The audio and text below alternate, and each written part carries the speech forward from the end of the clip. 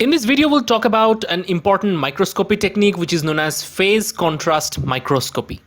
So let us review what is phase contrast. So phase contrast microscopy is a technique to visualize transparent, unstained live specimens. So how does it visualize cells which are live and unstained? So let's talk about the working principle of phase contrast microscopy in just one line.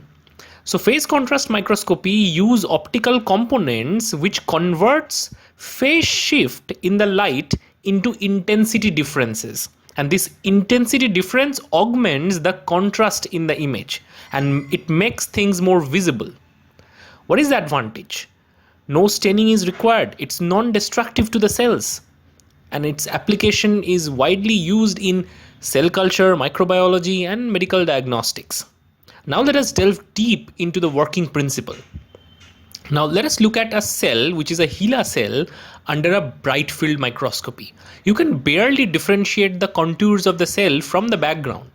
Now look at the same cell in a phase contrast mode.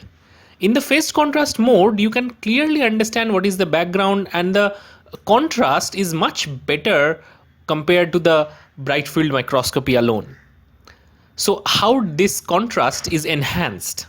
So phase contrast microscopy employs several optical components that we are going to look at right now that change the minute variation in the phase of the light into change in the amplitude. Now once there is a change in amplitude, this appears as a change in image contrast. So three important things: variation in phase, change in amplitude, which lead to the image contrast. Now imagine three different types of light, A, B and C, passing through the cell. Now look at A. A is not at all interacting with the cell. B is interacting with the cell where the density or the refractive index is less. Whereas C light is passing through a region where there is a nucleus. So obviously the light would be phase shifted and retarded at that point, right? So these particular phase shifted light eventually interfere to create light and dark part of the image.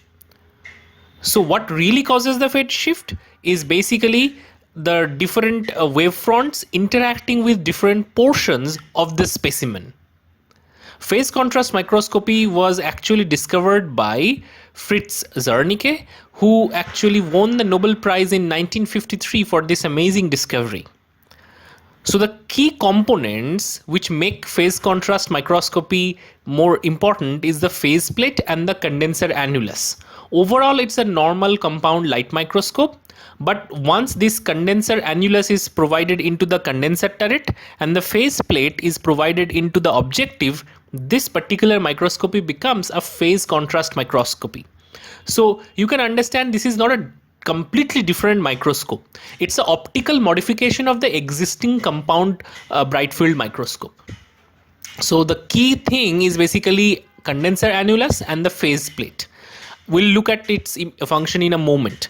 But due to the retardation of the light while passing through the specimen, two types of lights are formed. One is diffracted light shown in the red, and one is basically surround light shown in the yellow, which doesn't interact. So what is diffracted light? Light that interacts with specimen and changes its phase due to high refractive index changes is basically known as the diffracted light. And the surround light is those light which passes through the specimen without interacting much or being diffracted. So these are surround lights. So the job of these condenser annulus and the phase plate is basically to combine these two, diffracted and the surround light, and they would interfere with each other to form the contrast. And this interference is something that literally creates the contrast in the image. So you would always see the objective of a microscope and you can clearly understand it's a phase contrast or not.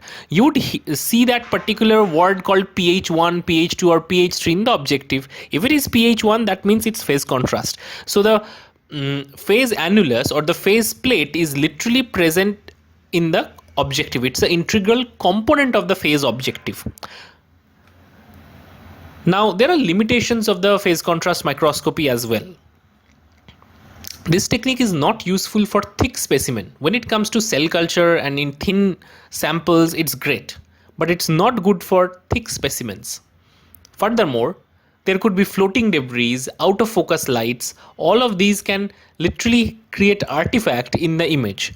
Also, phase contrast microscopy has that weird halo around it, which is basically due to an optical artifact.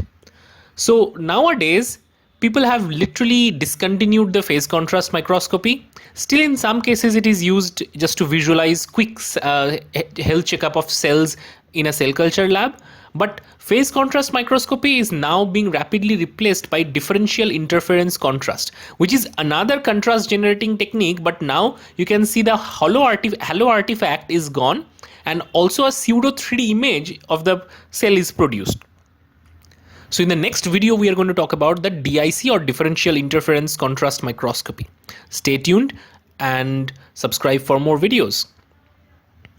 All our notes and the flashcards are present in our Facebook page and Instagram page. Links are provided in the description. You can practice many MCQ questions which are also provided in our website. You can click on the link. It would redirect to your website and you can start solving questions. Please support our channel using Super Thanks, which is a heart shape icon with dollar in it. You can click on that and pay using Paytm, PayPal or UPI. Your small contribution is our motivation. See you in the next video.